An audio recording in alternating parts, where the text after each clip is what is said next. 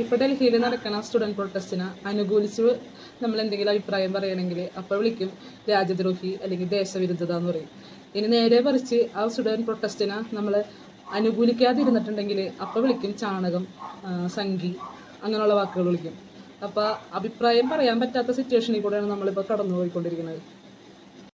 അപ്പം ഇന്ത്യ ഒരു ജനാധിപത്യ രാജ്യമായിട്ട് പോലും ഈ അഭിപ്രായം പറയാൻ എന്താണ് സ്വാതന്ത്ര്യം ഇല്ലാത്തത്?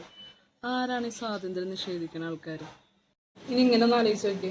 ഇപ്പം മരിച്ചുപോയ 21 സ്റ്റുഡൻസ്, ആത്മഹത്യ ചെയ്ത സ്റ്റുഡൻസ്, അവർ ഇന്ത്യയിലെ ഏറ്റവും പ്രഗത്ഭരായി വരേണ്ട 21 ഡോക്ടേഴ്സ് ആയിരുന്നു. അങ്ങനെ ഒന്ന് ചിന്തിച്ച് നോക്കി.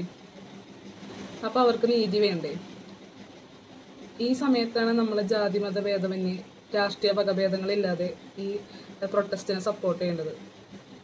അതിന് പകരം എന്താ നടക്കുന്നത്? അഭിപ്രായങ്ങൾ പറയണവരെ കല്ലെറിഞ്ഞുകൊണ്ടിരിക്കുകയാണ്. അത് അങ്ങോട്ടായാലും ഇങ്ങോട്ടായാലും ഇരുവശത്തേക്ക് കല്ലെറിഞ്ഞുകൊണ്ടിരിക്കുകയാണ്.